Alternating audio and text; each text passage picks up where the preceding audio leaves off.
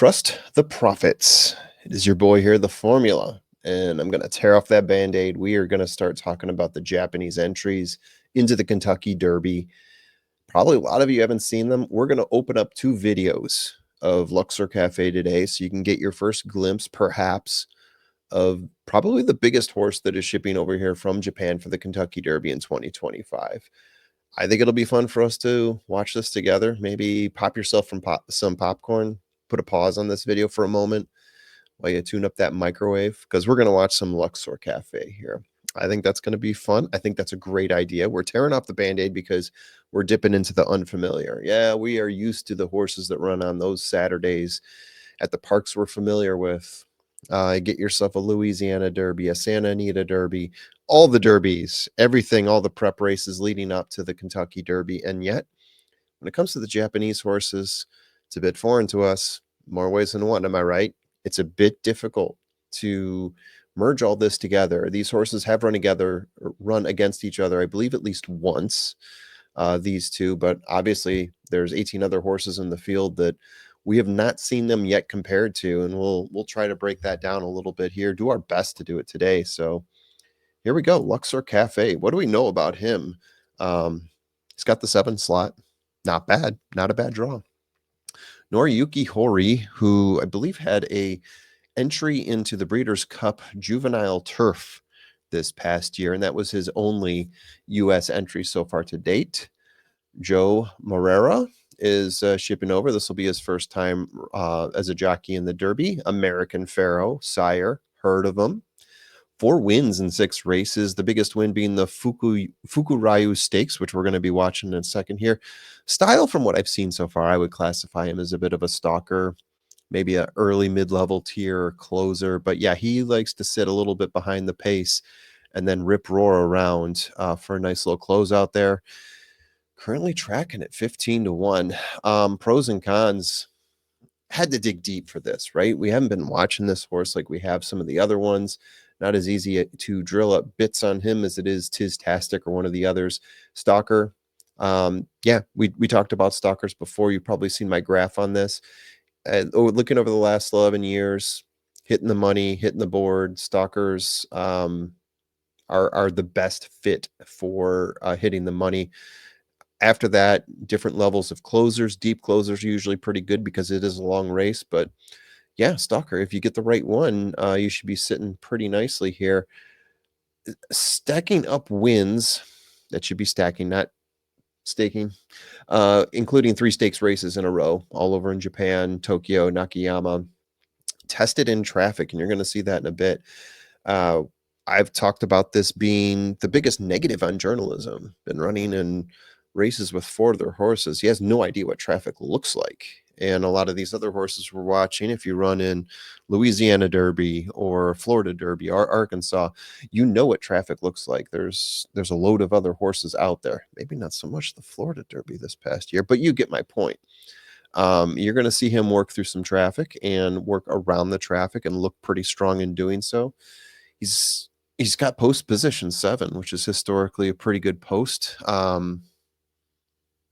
I haven't run the numbers on exactly how many times you win from that position, but anything in the middle, most people will say is fairly favorable, even though I don't put a lot of stock in post positions. If you've been watching the show for the past 5 years, you know I try to debunk that myth over and over. Cons, I mean, he's got the no Japanese horse thing going against him. He doesn't know that. That's really more for us. We've never seen a Japanese horse win the Kentucky Derby. It will happen. It's going to happen sooner than you think. Shipping from overseas can always be a problem. He's been over here for a while. And also just our own difficulty in comparing him to North American horses. How do you do it? How do you break it down? I've got some ways. I'll take you through it in a second here. First, let us slide here. Yeah, let's look at the past performance. What can you get from this? You don't get your first call, your second call. The one thing that strikes me right away, go all the way to the right. 11 horses, 10 horses, 14, 16, 14, 12. He's finished no worse than 4th, and that was his first time out. This is a horse in deep fields that has found his way to get up to the front and win more often than not. In the 2 9 furlong rate, 1,800 meter races, rounds up very closely to 9 furlong. This his last race in Nakayama, and then the race before that, the Fukurayu and the Kurochiku, he was 5 lengths ahead by the end of the race. I'm not going to show you the Kurochiku. I'm going to show you Hyacinth and Fukurayu. But yeah, especially at the Fukurayu, going to love the way he closes, going to love the way he finishes a race. Going to the mile Hyacinth, you don't see it as much. It's a little bit tighter there. He beats Promise Gene in that one, who is a filly from Nadal, if you remember Nadal back from the day, right? That was a really good race, and I'm extremely interested to see what Promise Gene does in the future here as well. But for now, let's focus on Luxor Cafe. He is the 9 horse here. Sorry, I'm just getting my stuff set up. Add that to the stage. Pop this bad boy back up here. Let's watch some racing, shall we? So pay attention to the 9 horse here. 10 horses. He breaks it. But let's the traffic come out and pass him. He falls into position. It's going to be fun to watch because they all have the same color. And I'm going to try to mute the guy that's in my ear right now. Much better, yes. So it scans across. You can definitely see he takes up a stalker position, maybe 2 to 3 lengths off the pace right now. And again, we're only going a mile here. He's looking pretty good. He is in that first wave there that is all pretty close, that first peloton there, if you will. The 5 and the 8 horse looking good up here. Got to look across to see where the 9 horse is. They scan across so quickly, it's difficult to tell, but he is already starting to make his move. As you can see from that little bubble graph there, he is coming up pretty close, passing the 10 right now, just progressively making his way up. There. So here they come around the turn now. He's going to pop out to the outside, I do believe, right next to, looks like, do I have him tracked right? He should be popping out next to the 7 horse. They whip around here a lot. Look at him on the outside. He's going to come across like a lightning bolt here. Maybe not so much a lightning bolt, but he's coming across. Yeah, he starts to turn it up right here. He gets a bit of a challenge at the end from the daughter of Nadal here, coming up very strong. Take a look at her in the future. That 3 horse looks good. But yeah, for the mile here, he is closing out very nicely. Whew, it is tight. It is tight, I got to admit.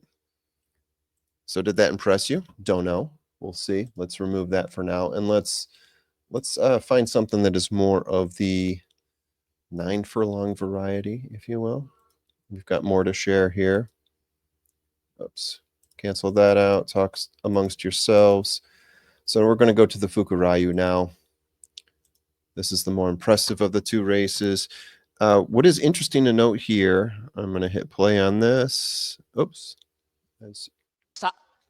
So this is the 11 horse here, all the way on the outside. Well, inside to us, but outside. There he is right there, the 11 horse. What is interesting here is the track conditions were noted as good. There was some wetness on the track. So keep that in mind as we start talking through his times here. And I'm going to have a slide on that as well. So he's got a nice little stalker's pace there. 2 to 3 lengths off the pace. I would say, especially for the Kentucky Derby, that's going to be ideal. He might want to be back a little bit further depending on how hot the pace does get. 4 horse sitting in front there, setting the pace. He's got a few horses behind him. The 5 is in his ear. He's got the 10 and the 3 right back there. And next to the 1, you're going to see, there he is, Luxor Cafe, already starting to move up the pack a little bit there on the back stretch. Looking strong, and as soon as they hit that turn there, which they still got a bit of time before they get to, yeah, they like to preview all horses here, give everyone equal face time. You're going to see him really explode as he comes out of that turn here. Yep. We're even going to pay attention. The horse is in back, so he should be right behind that 10 horse there. We got a good view on the 10. You see him make his move right here, getting a little bit foggy. We know what that looks like. Already around the turn, he's going 4 wide, maybe 5 wide. And look at this. He's just all of a sudden takes over, and it is see you later, signed, sealed, delivered. and boom, he hits another gear right there. Just completely explodes through it. He's gonna have a 5 length win by the end of this. It looks like even more actually. They called it 5 lengths, but he's really slowing down at the end there because he doesn't have to. So 152-1. You know, if we're gonna compare this to pop out of this. So that's one thing that I think people could possibly poke at here. Say expend out. So 152. And then he's got a 152 down here as well. So what does that mean in the grand scheme of things? I like to compare race times, right? 9 furlong race times. And I've often said um, you want to hit under 150, right? Ideally, you want to have a horse that is going to be under 150 in terms of 9 furlong race times. Not always tried and true. And it's getting harder and harder to compare because you've got American Promise running a 1-turn 9 furlong race at Virginia, at Colonial Downs at the Virginia Derby.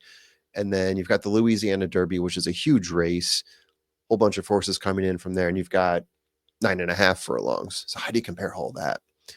Throw in there Luxor Cafe all the way to the bottom, below Captain Cook, below Built, below Chunk of Gold at a 152-1. So taking into account a couple things. Number one, T.O. Password ran this race last year with a 154, I believe. He was higher. He was higher. A 151 is actually a pretty good time for this race. I'm calling it the record here, but really all I could do is go back the last 25 years. I think 2001, the best time I saw was 151 flat. So taking into that consideration, he's only a second and a tenth of a second off of the best time in the last 20 plus years.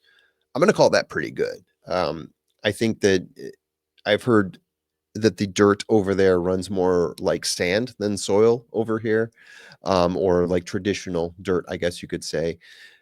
So that slows down the horses a little bit and then slows down the times. If you scan through all the times for the Fukurayu, you get a number of 152s, and those are the better races. You get a couple that dip down slightly below that. A 151 is really solid. A lot of 153s, 154s, you never see below 150.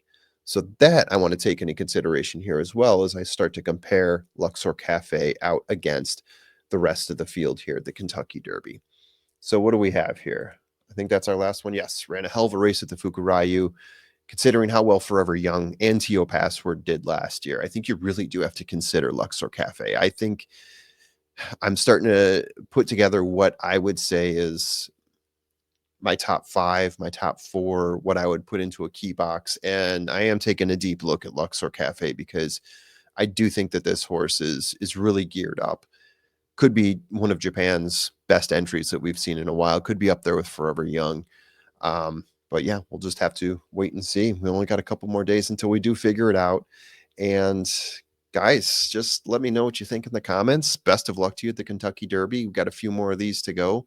We're going to try to get to all 20. I don't know if we're going to get there, but we're going to try like hell. Best of luck to you, and